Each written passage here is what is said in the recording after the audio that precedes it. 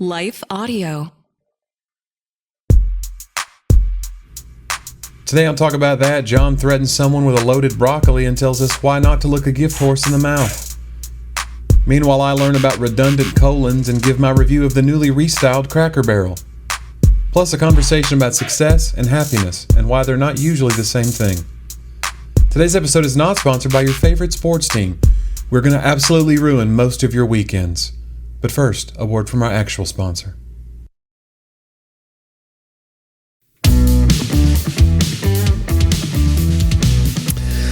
It's sunshine in the banter town. Johnny, let's talk about that.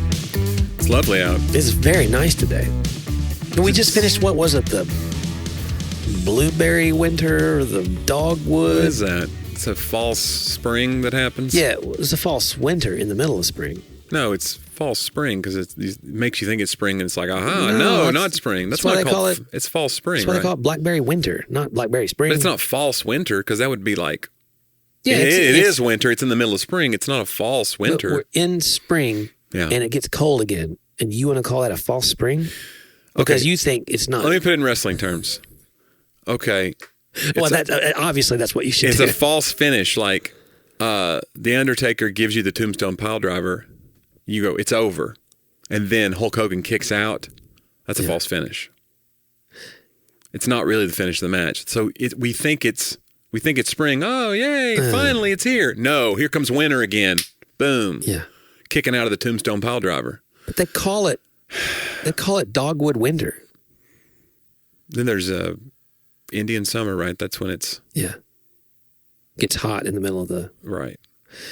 Anyway, it was cold, and now it's hot. I think, Johnny, that's really the takeaway. Guys, that's our show. We're not meteorologists. No. We don't have Doppler or anything cool like that. We don't study meteors. What is Doppler anyway? Remember? It's a kind of radar. It is a kind of I remember radar. that was the big deal when you got Doppler. We've talked about that before, about when your local weather person had to be put out to pasture because they'd bring in somebody with an actual degree, not just somebody that like licks their finger and holds it up to the air. You know, be like, it looks good to me. Back to you, Ken. They actually had to get a scientist, My hip hurts. Yeah, probably a storm right. blowing in. This knee is aching. It's probably going to rain. That was your weather person. You know they use Doppler for medical scans and stuff now too. You just had some medical scans. You want to talk about your results? You were pretty braggadocious during lunch. It wasn't a scan. It was some blood tests. You had some blood tests, and you're like, they said I'm bordering on superhero. I think it was kind of like, I think the exact words they used were invincible, and I was like, They said you gave us the blood of a 22-year-old. When you go, which I don't know what that is. I don't either, but yeah. I do have high cholesterol, as we know. If you're a fan of the show, I mean, it's a common or constant. I'm a fan of high cholesterol. Either one. If you're a fan of high cholesterol, then that's odd. You should start supporting me. That's a strange. Because I have inherited, Johnny, familial. Right. A lot of. We're going to talk about that in This Week in History. So stay tuned for that, about how like you can. There's certain things you can't really get away from, even if you get in great shape. You have heredity things that are going to be risk factors for you. Wow. And so you've always been a leaner person than I am, but I've never had cholesterol issues, and you had like the highest in the county. Yeah. Well, like our buddy Rick Roberts, comedian Rick Roberts, as he said, I get to go to regionals next week. Yeah, that'd be great. Yeah, but I did. I'm on a different regimen. Of drugs. No. Yes. Because I started to say, your diet's not going to help, right? You had to go. They say the diet won't help, which when they say that, right, it really helps. Oh, I see. Because then you're like, cool. What are you eating, sawdust? It wouldn't matter now. Muslix. Remember that Muslix cereal that came out in the 90s, 80s and 90s? It was like, Muslix. And it looked like a bowl of wheat. Just, like they just ground up wheat and said, hey, you can figure this out. You got this. Your body can process this eventually. Right. You're like, do you add anything? No. Eat it. Not even milk. Horrifying. Yeah. You're like, I'm chewing it. It keeps getting bigger. I can't. It's growing. It's horrible. Yeah. They have me on a higher dose of my statin. Okay. And then I'm taking a thing called, this is great, guys, for the listeners. This is very old man podcast This is a thing stuff. called, that a friend told us about, and it is a fish oil-based pharmaceutical. So it's not like just fish oil pills. Okay. But it looks like fish oil pills, but it's an actual pharmaceutical. So they're doing other things to it. It's out of Israel, I think. And it's called Vasepa. And it's like, it's supposed to be really good for you. And so I've been on that. So you're saying, are doing things to the fish when it's alive to make it secrete I just this? think that they're adding to fish oil. Right. They're using fish oil as some sort of foundational. They're not like taking these fish and modifying them some way. The fish. Hey, they're releasing fish into your bloodstream. Before we extract this oil from you, come into this room for a second. We want to have a talk. And they zap them with some kind of rays. They make sure they find only the most intelligent fish. Right. You know what I'm saying? There's a whole screening process. I'm not sure about the fish oil thing because first of all, you burp fish all day. Well, that's why I take it right before bed. That way you wake up. No, I don't ever taste it then. Give us a kiss. That's horrible. You know, in the movies, when someone comes over and just starts kissing in the morning, Laura and I always look at each other like, yeah. Like, that is not real life. There was an article I read today that was like a listicle, and it was like things that Hollywood won't stop doing, like tropes. And one of them was, you're watching a sitcom when everyone is sitting on the same side of the table. And it's true. Yeah. Like they're sitting, you can tell they're setting up a camera shot, and it kind of takes you out of the show. You're like, well, that's not how people sit. Yeah. Even like the Last Supper painting. Right. Think about it. Nobody's got their back to the What shot. do they call that? The invisible wall or the invisible... The fourth wall, whatever it is. The invisible man. It's got to be your... Yeah. But yeah, I mean, it's like they're facing and it's like... Yeah. Imagine how long the disciples had to hold that pose. Exactly. For this guy to paint. My goodness. Anyway, but fish oil. But you're in good health now. Everything was in normal numbers. It is one of those, as an Enneagram 6, it's a real Yeah. I go...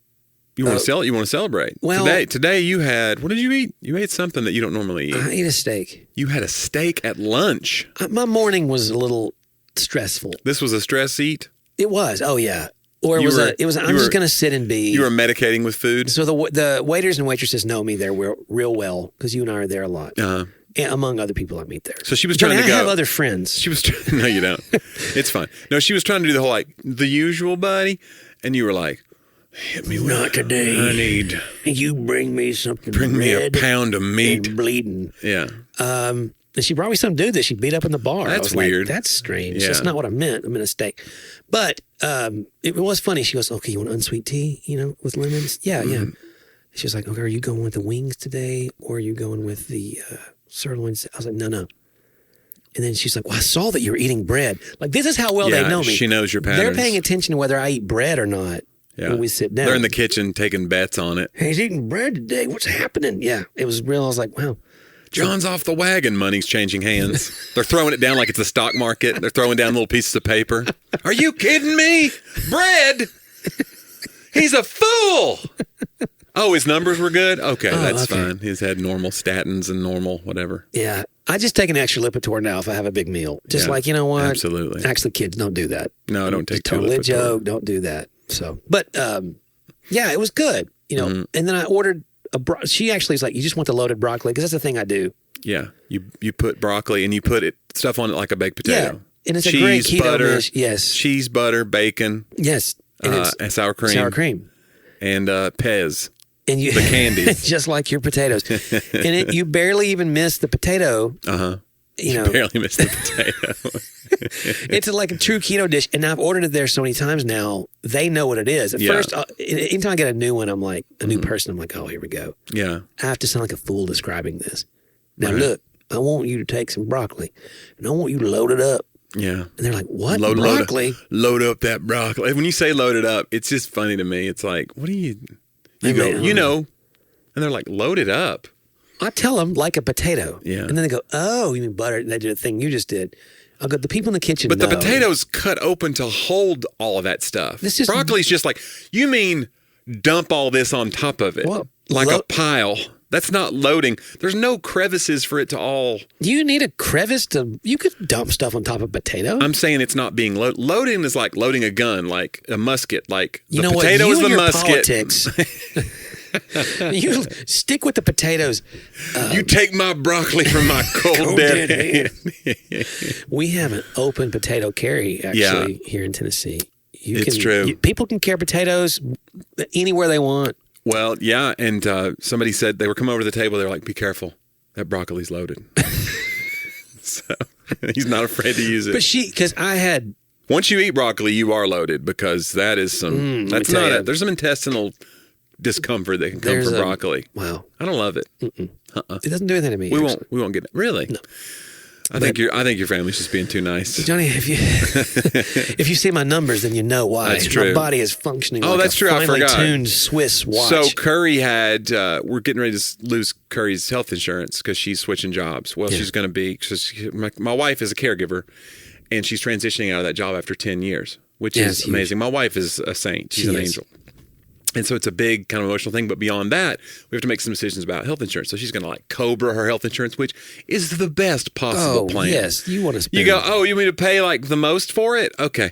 Just for how long? Okay, forever? Okay. So we're doing that. But in the meantime, I'm like, since we're getting ready to switch off this insurance, you need to get all your tests done. So she's done all the monthlies and the yearlies and all the things. And so she got a colonoscopy schedule, so we go in for the colonoscopy. She did the prep, and it's a disaster. It's a horrible day that you have to take and like drink all this stuff. Right. So I was off. Luckily, I was home for all of it. Well, so she can't eat, and I'm like, should I eat? I'm trying to be supportive, right? But I'm also like, you just start drinking the stuff with her. I did. Okay. I was like, halvesies. We just start chugging it. No, but so she did all that. So she did all the right things. She didn't, she didn't ruin the test. And there's literally like when you go in for the test, there's a thing at the water fountain. As you walk in, it says, stop. If you have testing today, do not drink water. Oh, wow. They're like literally warning people because people are like, did all the right things. Let me just have a big sip of water before I go in for this because you can ruin the test. So anyway, we go in. And the reason I'm telling you the story is not to go into weird colon stuff, but my wife's colon was normal. Okay. It was healthy. But there's like these papers that they give you that describe the test, and they get pictures, like a snapshot of each, 1 through 8, and this is this section of it, and it's a map of your colon and your your small and large intestine. And you go, oh, this is where the camera traveled. And then there's like these things that the doctor's written, notes, they're typed out, and it said colon. What did it say? Colon was long and redundant. Oh. That was how my wife's colon was described medically. And it was such a funny. I think that the first time I heard this, someone immediately said, oh, like John's sermons. I think it was my wife. It was your wife that said it. Because Curry said, my colon is normal, but it was described as long and redundant. And then Laura's like, just like John's sermons. Am I right? Got me. Anyway, it turns out, because I thought, well, does that mean like, are there sections of it are all the same as the other? Because that would be redundant, meaning they're similar. Right. That's not what it means. Redundant in this, because we looked it up. It means she's super curvy. Like she has extra lengths of colon that are kind of jammed into her body. And so there's extra curves for it all to fit. And it's not a problem, but it can affect like whatever, motility, or it can affect you being more likely to be constipated or whatever. We're getting into the weeds of old man stuff. But you went way older. But in other words, the camera has to kind of like weave its way around. Yeah. And but my wife's colon's redundant. But they said it's not a problem really. It's healthy. But I feel like that's. I was like, is there are there places we can donate some of her colon to? Like, can you take some of these? What is that getting on the black market? Take some of these, the colon superhighway. Can you take it down to like a normal size colon? And then you donate to like, what is it? I don't know. Is there a locks of love for colon people? You know what I'm saying? Because if there is, I'm just saying my wife's got a little extra colon. Yeah. I'm just saying, guys, if you want to email us. If there's somebody out there would say like a semicolon, she could take you to full colon. We don't know a lot about medical stuff. To be clear. This is not a medical podcast. Did they use a Doppler radar on it? That's the real question. No, they didn't. They did not. They used a tiny, tiny camera. Yeah. Yeah. They do a thing now where you swallow a pill that's a camera to go in to do, and I don't know how that all works. And I'm sure that's really expensive. It's probably not covered by her current insurance. Guys, you're about to hear some ads, and I wonder if it's going to pick up on, like, I wonder if it'll be like a Color Guard ad. Oh, that'd be like not Color Guard, Cologuard. Cologuard is what I said. No, Color Guard. Color Guard's the thing. You're the flag person at your school. Isn't that Color Guard? Yeah. Okay. And I'm actually curious. So email us if the ad is aligned. We'd like to hear about that because that's always amusing to us. Yeah. But, it's happened a few times. It has. Let's take a moment to hear a word from a few of our sponsors.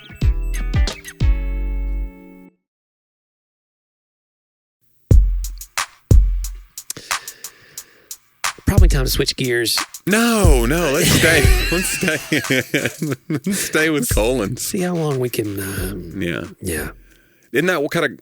That is kind of a semicolon when you switch gears in the middle of a sentence, right? Isn't that how it works? I use a semicolon, yes, when I want to say two things within the one sentence, but they're separate, like clauses. Why couldn't you just use a period there? And just make it two different sentences. I would say something like. Would that be wrong?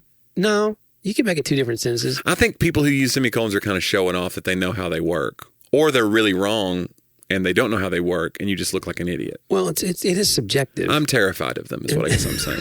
I can never forgive them for what they did. I would never use it. I would say like Johnny's terrified of semicolons. Mm-hmm. He's an idiot. Period. You know what I'm saying? So okay. like I need those two clauses. They're related. But you could I technically put a could period just say there. Johnny's terrified of semicolons. Period. He's an idiot! ! But it'd be better to me if there is a reason for it. What about this? You being an idiot can stand alone. You know, it has for years. What about this? John is super condescending. Divided sign. I'm not sure if I just used that correctly. Divided sign. Yeah, like a little. Like a dash? Yeah, divide, but it's like you would use in math. Like that's what I would put there. It's like a colon with a slash through it. It's a colon and a hyphen all together. There's no division signs in. I think you're wrong. Listen, today. I just invented grammar. Today, I was talking to an English teacher, and we were talking about my daughter, and I almost dropped the joke like, well, my daughter's good at English. She's almost fluent. I almost did it. But I thought, do they hear that a lot? Probably not. Maybe. But I was afraid they wouldn't laugh. Yeah. And we were in like a group of people. I thought, if I try this, it doesn't go over well. I just look like the idiot! ! Divided sign. Divided sign. Percent. Hey, Johnny, you know what I think it's about that time? Oh, is it? I think it's time. Is it time for quote of the week? It is. Quote of the week, a little segment we call They Talked About That.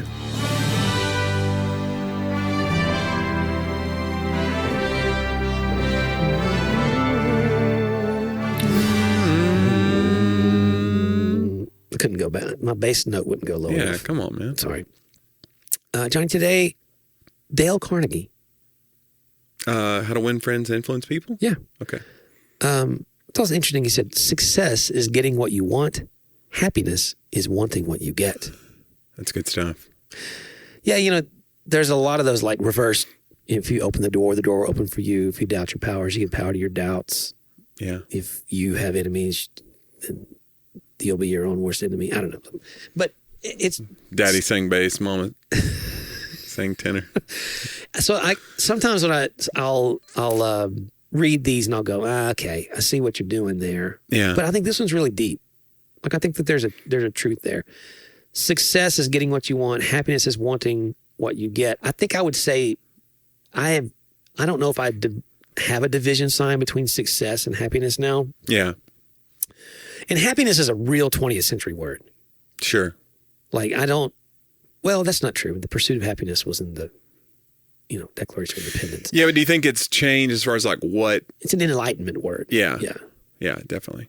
But it's a real, like, my grandfather, who's a preacher, used to say, what exactly does happy mean? Like, he would say that a lot in his sermons. Like, we're all, like, the whole highest goal of everything we're trying to do now is to be happy. And can anybody really define that? And here's you can Dale define Carnegie. it. You can define it in other people. I find that's what you do. You go, I bet John's happy because you're looking at circumstance.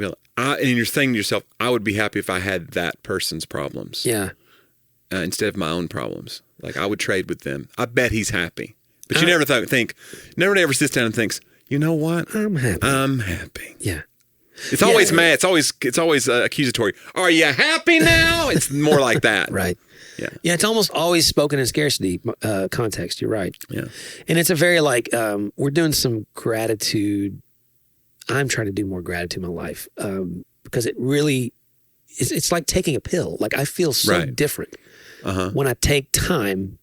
Yeah, you told me this, that you started writing down or praying and saying, literally counting your blessings. Yeah, like we were always told to do. I'm gonna make sure I do 10 if I can. You know, like today we were riding the car and me and Laura and Sadie all did 3 apiece in a round. Yeah, and that's 9, John. Correct. You didn't get to 10. Well, I added 1 at the end. Oh, it wasn't to get to 10. I just had one more I wanted to say. But was I the 10th? I broke the rule, guys. I was 1 through 8. You know probably. what we forgot? I can't believe it.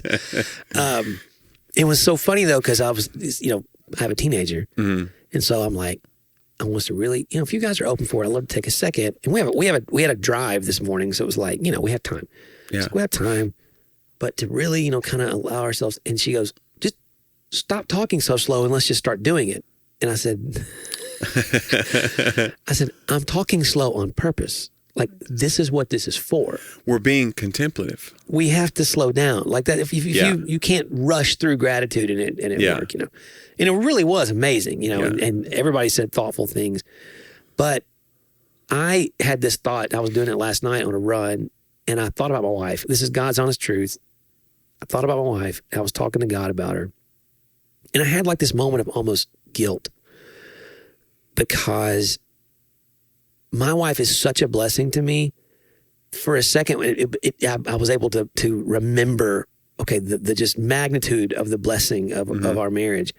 And I was like, God, I really shouldn't be complaining about anything else, because I have what everybody in this world says in all the songs or whatever they want the most.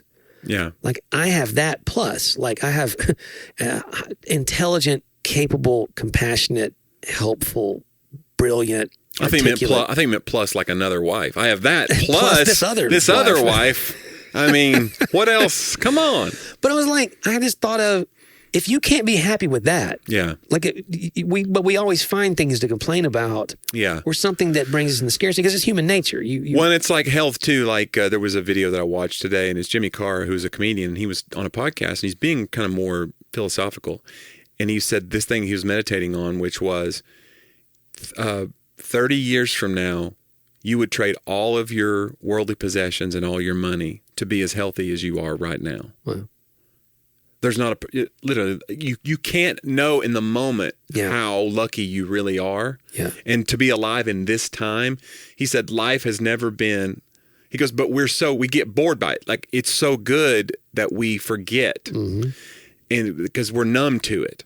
We forget that people died, how many people, more people died in childbirth, the child mortality rate, all the things, he said, things have never been more objectively better and subjectively worse. But it's because we are so aware or we're not aware of how it's ramped up. Yeah. There's so many things that are better. Well, I was reading in a book about the humanity's negativity bias. Yeah. And the particular scientist or sociologist or researcher was saying that some of the research points to it being a survival thing. Uh-huh. That you avoid, if you see woods, they might be pretty, but people, thousands of years ago would go, well, I know there's a bear in the woods. Right. Let's go a different way. So they would avoid what was good out of fear of what might be bad. And that within us, then there's this constant, of course, I believe this is a part of our fallen nature above all else, that your brain takes in negative easier than it takes in positive. Positive is harder. And I have that talk, with Sadie, and we talk about it in a volleyball context. Like, it will always be easy to find what's wrong. Yeah. It just is. It's just going to be easy for all of us. There's some of those natural, positive people, but they get real disillusioned at some point in life, usually. But most people, it's just really easy to find what's wrong, but you have to search for what's good. When you search for it, it won't be hard to find. Yeah. But searching for it's hard to do. Sitting down to search or like starting the search. Yeah. Yeah. It's like somebody said that about writing the other day too. Jonnie W, who we know, he said, like, it's not writing that it's hard for me now. It's sitting down to write. Like, that's the hardest part. Making yourself sit down to write, and then like getting into the groove of it, making yourself push through. And I think that's true of like trying to find the good in your partner, trying to find the good in the world. And it's brave. Honestly, that's what you're really trying to hit at, is like, it's so much easier to look for the bad, and you'll even be applauded for finding the bad and being a critic of society. Yeah. Because it's just easy to do. And it's like, we'll all gang up. Yeah, things are worse. And it's like, there's a lot of bad things, but like, I just don't know that I want to hang around with that person all day. And I definitely don't want to be that person. Yeah. I want to figure out a way to like, didn't you talk about that today at lunch about how like hope is like, you keep even if something goes bad, you keep looking for the next good thing to happen. Yeah, my definition of hope is you might be blindsided by something bad, right, but you're still going to look, well, the next thing. Hope is looking for the good that is to come. Yeah. Right. So faith is believing that good exists when you can't see it. Right. Specifically in a religious context, believing that, God's grace for you exists or whatever, his goodness for you. Faith is believing good exists that you can't see, but hope is looking for the good to come around the corner. And that if you walk, we talk about the Pilgrim's Credo, a lot, I'm not in control. I'm not in a hurry. I walk in faith and hope. Yeah. I greet everyone with peace. I bring back only what God gives me. And the one, for whatever reason, because all those are pretty profound to me, the one that always just resonates with me is I walk in faith and hope. Because it is like a declaratory statement of when I don't know what to do or how to feel, I remember this is who I have said I am, and this is who God says that I am. I'm a person that walks, because I have found myself hopeless on situations, and you feel foolish hoping. I think that's the big thing. Hope feels foolish. Yeah, and we're afraid of looking like a fool after the fact. I believed, and this thing didn't work out, and you feel like, but it's weird. It's like, I would never look at a person that hoped. You're harder on yourself. I would never look at a person that hoped and be like, what an idiot. Yeah. They believed in this thing that was going to happen and it fell apart. You'd have empathy for that person, but we're always afraid that the world's not going to have empathy for us for believing in something. Yeah. I don't know if it's the world's, for me, it's like one of my therapy things is, avoidable pain is like, it drives me crazy. I could have done something different and this would be different. I think that's what it is for me more than it is looking foolish to others. It's, this was avoidable. This was foolish. I should have known better.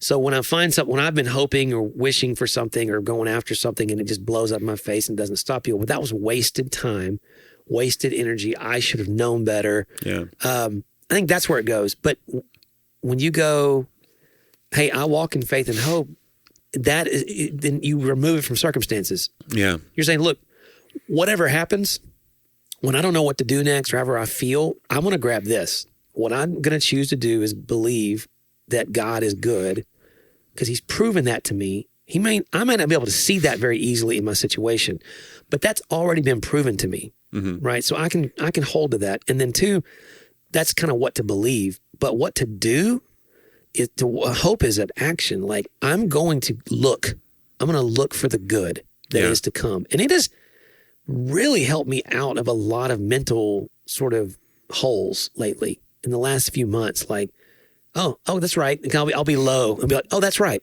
I walk in hope. So it's okay that there's bad. Yeah. But it's okay still. It's not foolish to keep looking for the good to come. Yeah, it's good. And I think, the more hopeful people I meet, the more I feel like they're the courageous ones. And I want to be more like that. I'm really trying, John. And so hang in there. Stay with me, John. Don't give up on me, buddy. I see. Hey, I keep looking for the good to come in all of us. But thank you, John. I appreciate it. John, it's time to go back. Way back. All the way back. By the way, I didn't want to gloss over your quote. It's a great quote. What is it? Happiness is not... Success is getting what you want. Happiness is wanting what you get. And I think the prophet Mick Jagger said, you can't always get what you want. But if you find sometimes... If you try sometimes, you might find you get what you need. There you go. This is a different iteration. It is. Anyway, we're going to go all the way back now. This week in history, we call it Talk About Then.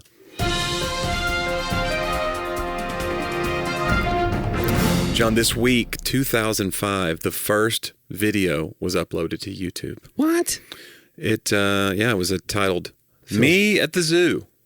And it was shared by YouTube co-founder Jawad Karim at the San Diego Zoo. It can still be viewed at the YouTube site.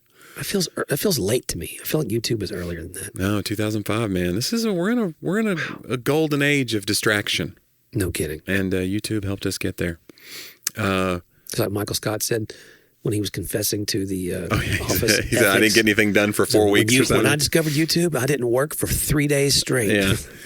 John, this week, 1985, Coca-Cola announced it is changing its 99-year formula, introducing what was to become known as New Coke. Less than 3 months later, due to public outcry and poor sales, they brought back the old formula under the name Coca-Cola Classic. Yeah.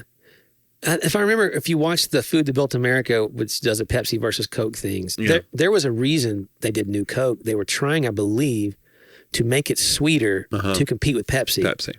And so when they made but we already had a Pepsi. People, it is true. And you know what's funny because somebody talked about the Pepsi Challenge the other day, the Pepsi Challenge where Pepsi did these commercials where people would drink like a little doctor's cup, the little Dixie cup of each. Blind taste test. Pepsi won like 8 out of 10 of those. Yep. And so Coke panics, we got to make our drink sweeter. That's why Pepsi's winning these challenges. Yep. They're going to clean our clock. But I'd never seen this before, but this was a meme that talked about when people were allowed to drink an entire glass, though, Coke won. Because Pepsi is so sweet, it overrides. Come on, guys. When you want to just savor something, when you want like 12 ounces of something, Coke would win 9 out of 10 then. And isn't that just like our lives, though? Yeah.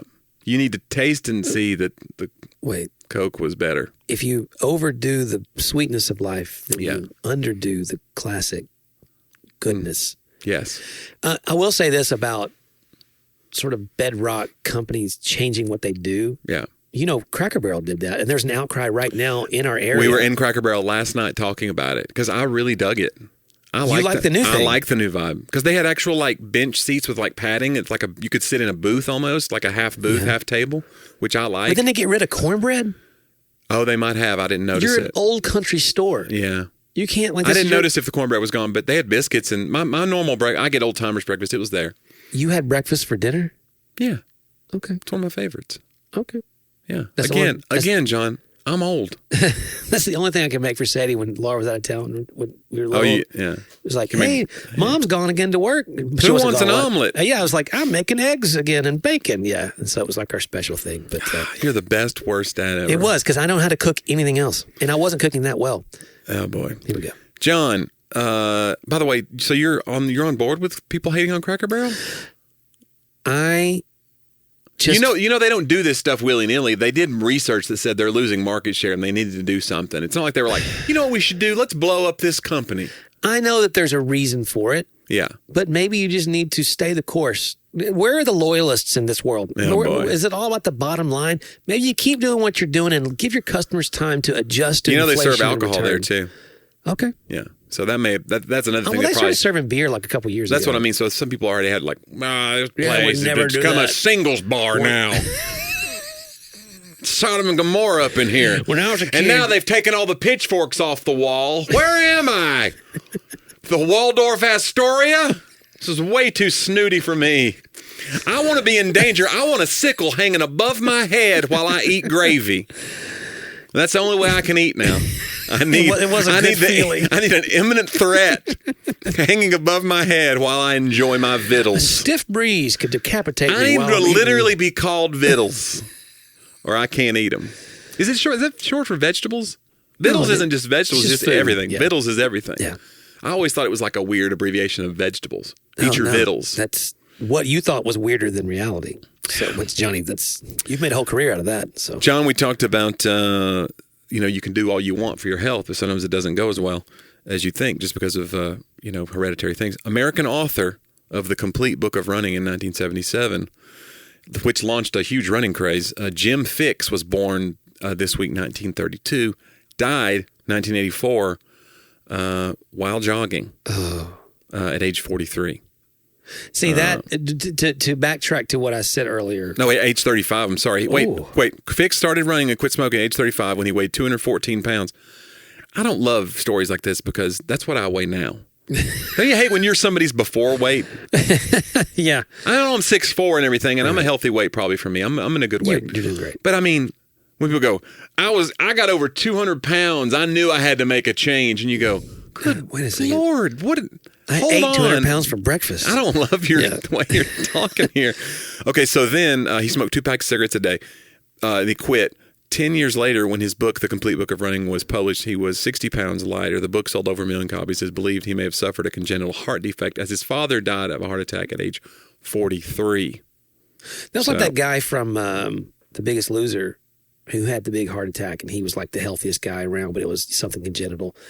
And that goes back to be clear, my blood work was good, but I take zero, like it's great, Yeah. but no confidence in that. Like I still have to trust the Lord and keep doing tests, you know what I'm saying, on things because, yeah. Jim Fixx lived, 1932 to 1984. So what was he? He was 62. So he wasn't young. That's 52. 52. He was 52. So that's not great. No, 52 is not. No. But I will say 1 million books in 1977. That's a lot. So you're saying it's worth that he lived only to 52, John, Well, no, because he had 1 million books. Like, if I had 1 million books, you could take me tomorrow. I'd be happy. I bet that guy. No, I'm just saying that's a lot of books to sell. It is a lot of books. Jeez, I read a thing. It's always about book sales with you. Listen, I got to read this to you real fast. Okay. Because this came, and it was fascinating to me. I feel like I butchered the Jim Fixx story. I was all over You I was were. all over the map with details and facts. It's okay. Johnny, We'll clean this up. They're not listening still. Jim Fixx was 52. He did write a book about jogging. He did die while jogging, but his story was pretty fascinating, and he inspired the big jogging craze of the 70s with his book, which is overall good. It's just also he had a congenital heart defect that he didn't know about, and that's probably what killed him. But people wanted to say, like, you know, they want to blame his old life. Like, did he still have some – he smoked all those years. Did that Still linger? residual. Anyway, I don't know. Go ahead with your thing. The name of the article is it's my friend Chris Martin, which by the way, you guys should subscribe. From Coldplay. No. Different one. He has a Substack, and it's really, really good. So look up Chris Martin. But he titled it "No One Buys Books." And actually, he was reposting by Ellie Griffin. So yeah, great work, he says to Ellie. But like literally, this is like from a court case in 2020. Yeah. Only 200 in 2020. Only 268 titles sold more than 100,000 copies, and 96% of books sold less than 1,000. Wow. 2020. And the question was from the lawyer, I think they were in a litigation. Do you know approximately how many authors there are across the industry with 500,000 units or more during the 4-year period? My understanding answer is it was about 50. 50 authors across the publishing industry who during this 4-year period sold more than 500,000 units a single year. Yes. I mean, that's crazy. And then 58,000 titles published in a year discovered that 90% of them sold fewer than 2,000, and 50% sold less than a dozen. Oh no, that's 50% sold less than a dozen. That's like your family didn't buy copies. This I have taken this and flagged this in my email, and I'm just reading it every day. For just comfort. remind yourself. I'm like, this is great. We're all failures. Yeah, and it's such. Doesn't that make you feel better? It does. If I can't win, I want everybody to fail. Everyone to That's lose. wonderful. What a wonderful attitude. Yeah. This hopeful new you, it's really shining Guys, through. I walk in faith and hope and jealousy. It's right there in the Bible. Faith, hope, but the greatest of these is jealousy. John, a couple more. The only bachelor U.S. president was born this week, 1791. Do you remember who that would have been there? Wait a second. U.S. history here? Born in 1791? Yeah. I'll give you a hint. His niece acted as first lady, which I thought was an interesting footnote. No, I know this. Hold on. Allison's going to kill me because she knows this, because she knows everything about first ladies. First nieces. I want to say, no, I know this. Was it Monroe? Buchanan. Oh, Buchanan. I was going to say John Tyler next. James Buchanan. I'm sorry, Allison. I failed you. Yeah, he served from 1857 to 61. The only bachelor U.S. president. I wonder what that was like. I mean, it's a different time to be a bachelor. It's not like he was going to singles bars and stuff. We don't know that. That's true. We don't know. That was It's a freewheeling time. Yeah. I doubt it. The president, by the way, those years, Buchanan left the country. Buchanan did nothing to lower the temperature very well for what was coming of the Civil War. Because again, right after him, 1861, that's Abraham Lincoln. Oh, right. And secession, and the country splits over that election. And you think it has something to do with him being a bachelor? You think if he had a wife that he would have been more focused on unity and see my previous comments, holding things together? It is my wife that keeps me. He was not conflict averse. Maybe it's my wife that kept me from becoming president, because maybe I wouldn't be happy. You know what I'm saying? That's the only thing, though. Maybe she talked me out of it. Yeah. And we chose a simpler, more rustic life here in Tennessee. Yeah. Maybe I'm just not presidential quality. Okay, go ahead. Well, no one will ever know. That's right. The world. These are sliding doors that we'll. The Trojan War started this week, 1184 BC. The Greeks enter Troy hidden inside a giant wooden horse. Do you know a lot about the Trojan War? Is that a true story? Yes. I believe that it is. That's a wild story. Yeah. Hey, we got a gift for you. Yeah. And it's used, obviously, we use it as a metaphor for things being kind of like snuck into our lives. We think they're a gift, and it's actually like, it ends up being a bad thing, or it's somebody trying to do you harm. Yeah, it's, we just got to double check this. No, wait, it's mythology. Is it? Here's, let's go to Britannica. It says the Greeks did in Troy, the Trojan War. Greece pretended, I don't know. I think it's a real story. I should know this. The Trojan horse. The story is told at length in the book 2 and is touched upon in the Odyssey. Mm-hmm. Yeah. But we don't know That's if a great question, it's just guys. like Somebody's folklore. Somebody's screaming here, and I understand. Listen, just because I study history doesn't mean I know everything about everything across. We've got a couple emails the last couple of weeks about people screaming at their radios or their iPods. I'm even saying iPod. I'm sorry. I apologize. At their phones. If you want to send a note to the show, John, how would you do such a thing? You would just email hello@talkaboutthatpodcast.com. Or hello. Hello. Yeah, you're getting it wrong. Yeah. And we're open to that. That's fine. We take correction pretty well. We read the tone of an email. We read into the tone. Yeah, big time. Exactly. But we love getting, and we love if you want to become a patron, you can go to talkaboutthatpodcast.com, click on that upper right-hand corner. That's how you get ad-free content from the show. We do appreciate our sponsors, but if you want ad-free content, that's the way to get it, and we appreciate our patrons. John, finally, this week, 1822, Ulysses S. Grant was born. And I did not know this about him. American politician, 18th U.S. president. He was commanding general for the Union Army during the Civil War. I knew all that. When entering West Point, his name was mistakenly written down as Ulysses S. Grant. They put an extra S in there, I guess. Yep. Ulysses. And which he began using that as his name. He insisted the S didn't stand for anything, which is fascinating to me because Harry S. Truman, same thing. The S didn't stand for anything with Harry S. Truman. Wow. We have two presidents that had just a weird mystery S. Well, and Ulysses S. Grant in particular, he traded on that for his entire military and political career because you know how they wrote his name in all the articles? Yeah. U.S. Grant. U.S. Grant. So he became U.S. Grant to the rescue. Right. I mean, he's literally Americana. That S served him so well in his career. Yeah. Wow. And he, was not one of the top, by the way, students at West Point. So no. Yeah, he was. He couldn't even spell his own name. No, they wrote it down wrong. When the Civil War began, he literally was not in the Army. That's what's crazy. Wow. He was out of the Army, and he was selling firewood in St. Louis. When the next Civil War starts here, we will not have been in the Army either. So we're going to be as prepared. But he was a soldier beforehand, like the Mexican-American War and stuff. So. Okay. But it was a meteoric rise. Do you know what his real name was, though? Not Ulysses S. Grant. Do you know what the real name was? I didn't know this. His middle name? His middle name was Ulysses. Was it you would never get it if I gave you 1,000 guesses. Does it start with a G? Starts with an H. Horatio. Hiram. Oh, that's right. Hiram Ulysses Grant, which, hug. Hello. Why not let that be your U.S. Forget U.S. Grant. How about a hug, America? Instead of fighting each other. How about a hug? You've been at war? Hey. Who wants to hug it out? Come on. Elect how about Hiram Ulysses Grant. How about a second term? What do you say? Bring it in. Bring it in for the real thing. Oh, by the way, Oxford University classicist Dr. Armand de Angor says archaeological evidence shows that Troy was indeed burned down, but the wooden horse is an imaginative fable. Perhaps inspired by the way ancient siege engines were clothed with damp horse hides to stop them from being set alight. Okay. That's a hard sentence he just wrote. Yeah. But anyway, sorry about that. It's not real. Man.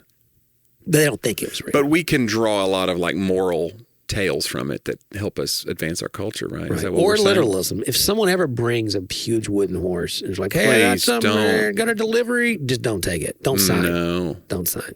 Don't. And if you have huge gates to your city, don't open them. Is that what look a gift horse in the mouth comes from? No. Because there's people on either side of the gift horse?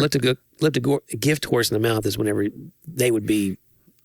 that's what you examine on a horse for their health, the main thing. Oh, I see. So if someone's giving you something, it's rude for you to go look at its mouth and make sure it's a quality horse. Just take the gift. Right. Yeah. So you should look a wooden horse in the mouth and be like, what's going on in there? That's right. Look in there and see if you see people. Yeah, with swords and such. Right. Wow, we learned so much today. It was a very educational We're not episode. generally an educational podcast. No. We learned about redundant colons, gift horses, John's blood test. So much. Guys, you should check out Johnny's website, Jonnie W, JONNIE.com. Tour dates going up on the daily. The dude's everywhere. I'm roaming the countryside. So you leave today or tomorrow for what, California? California, and then I'm going from California to Maryland. Right. Middle of the weekend, I'd take my first red eye. I'm taking a literal red eye flight. What time? 11:59 p.m. Ooh. I'll fly overnight just to get, because I can't get to my show any other way. There's nowhere that gets me in. Hey. You lose all that time in the air. Hey, listen. Hey. I have one of those inflatable neck pillows. I'm going to need it because my brother and I, we talk about it. We don't want to buy one in the airport because they're $1,000. Yeah. We need to get one at like Big Lots now. Or you should that you have with you. Amazon can have it here about tomorrow, probably. Or I could just borrow yours. Okay. You have an inflatable one? I think it's in my backpack. Okay. I carry it. It's not like they're that cumbersome. You can put it in your backpack. I mean, you don't have to deflate it all the way down. Yeah, deflate it, put it in a little bag. You got to blow it up each time you want to. Look, I got tired the other day, and I rarely lay down in my office, but I was just having a rough one. You use the neck pillow in your office? And I just blew it up and laid down on the neck This is pillow. the saddest scene to walk in on. Right underneath your microphone there. That's a man who's given up. Yeah, I locked the door so no one will know. That's See, fine. no one's ever going to know now. That's right. No one. I'm glad you kept it to yourself. Guys, it means a lot that you listen. It really does. Make sure that you go and subscribe to our YouTube channel. That really helps. Leave us a review anywhere that you can find a place to review where you listen to podcasts. Share it with a friend. Send us an email. Interact with us. We like interacting with you. And there's lots of exciting things continuing to come on the horizon. We'll see you next week on Talk About That.